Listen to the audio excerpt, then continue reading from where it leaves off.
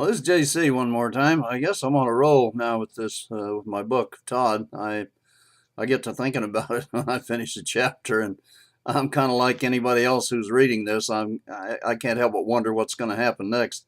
And you know what? At 78 years old, if I don't hurry up and get this written, Todd, he'll be the same age as I am by the time I finish. So I figure I better get it in gear and go ahead and write some more about him. So without further ado, I'll go ahead and I'll read chapter 27 for you. As you recall, in chapter 26, Chucky wasn't a very nice guy. He was kind of rude to his little wife, Dana, and it was sort of embarrassing all around. So, anyhow, you remember that part of it, and we'll go on from there. This is chapter 27 of Todd. A slight frown wrinkled Leslie's brow. She said, Dana, we ate at Mercer, but I'd really like a piece of berry pie a la mode if you have it. No one else spoke up, so Dana left to get Leslie's pie and ice cream. Todd bit his lip to keep from speaking up. Leslie didn't. She looked at Chuck. Kind of hard on her, ain't you, mister? She said. Chuck's face reddened a bit, but he didn't respond. Betsy said, my Bobby always spoke up for me. I sure miss it. It's nice to have one who loves you enough to speak up for you. Yeah, you never miss a water till a well runs dry, said Jim with a flourish and a big grin. He spoke to Jake. I'd sure like to see your grandma right now. Neither Todd nor Junior said anything. They just sat quietly. Chuck stood up and said, hey, it's nice to see you all again and to meet the rest of you. I'll see you later. And he turned and walked out of the cafe. Dana came back with Leslie's order and looked around. Did Chucky leave? She asked. Then, without waiting for an answer, she added, well, me and my big mouth. Her chin quivered a little, and Todd said, hey, you know what? That pie a la mode looks pretty good. I think I'll have me one of those, if you don't mind getting another one.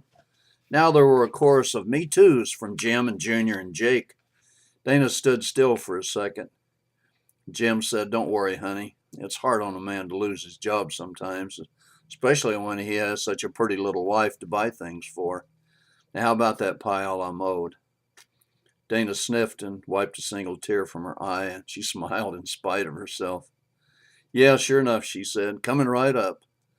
But before she could turn around, Chuck's arms went around her waist, and he whispered in her ear, I'm sorry, sweetie. I love my baby. Then he kissed her on her neck and added, how about two more, one for me and one for you? We need some more good company. He looked up at the others, don't we, folks? Oh, honey, I'm sorry. Her voice trailed off a bit, and Chuck said, it's okay, little girl. I cleared it with the boss. Todd grinned at this. Hey, waitress, chop, chop, he said to Dana. I've heard so much about that pie and ice cream thing, I got hungry again. Dana said, coming right up, and she left.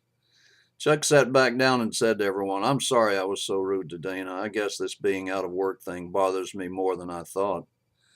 Well, being out of work is a big thing these days, said Junior. The way my store's been is almost like being out of work, but we're going to fix that, ain't we, Todd? Yes, sir, we sure are, replied Todd. Mom, Les, and me, and you and Jim, and Jake? Todd added, looking at Jim's grandson. Sure, why the heck not, said Jake with a big smile.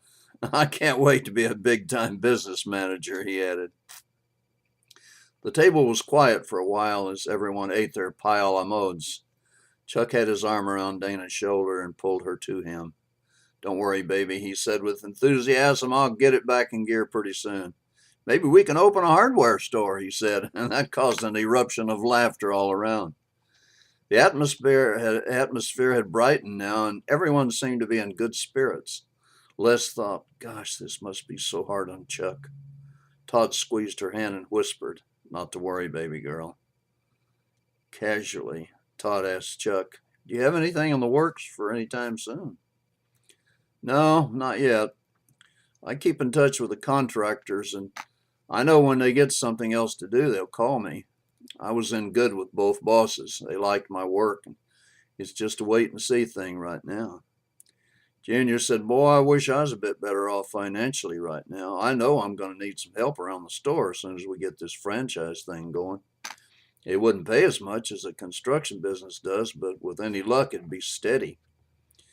Well, said Jim, wishing one hand and oops, never mind, you know what I mean. Grandpa, said Jake with a shocked expression.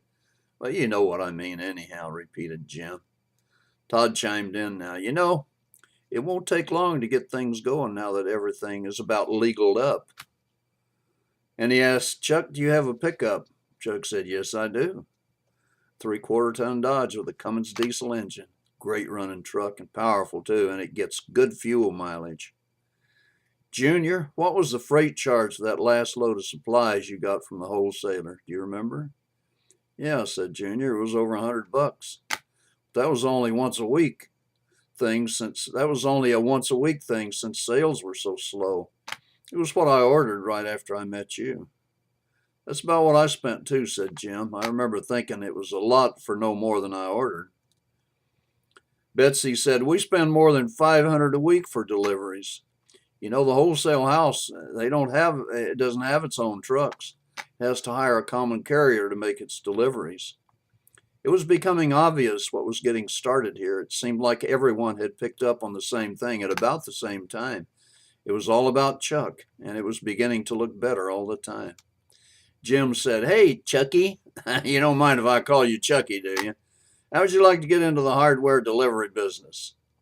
Things were rolling now, and no one waited for Chuck's reply. Leslie said, it's a pretty good loop from Dexter to Denver and back to Dexter to Mercer and then on down to Belton. That loop would take the better part of a day to make, maybe more than a day if the orders are big. And I know Belton will make more than one order a week. Maybe you and Junior might too when things pick up. It got quiet for a moment. Everybody was waiting for someone else to say more. Chuck said, it's amazing. Les asked, what's amazing? Chuck said, I don't remember when Dana has been so quiet for so long at one time. And the whole group, plus many of the customers who knew Dana and had been listening to them all talk, they all broke out in laughter. Well, said Chuck, when do I start? What a great day this was becoming. There was an aura of light, rippling cheer surrounding the group now.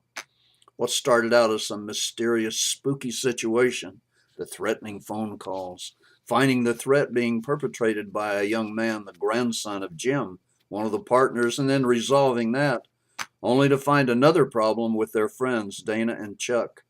Chuck being out of work and an obvious situation of tension pressing on them, now had seemed to become an answer to more problems than they had even realized. Yes, it was a great day after all. This is JC, and this is the end of chapter 27 of my book entitled Todd, and I hope you enjoy it, and I hope you'll come back for chapter 28. Thank you very much. See you down the road if the good Lord's willing and the creek don't rise.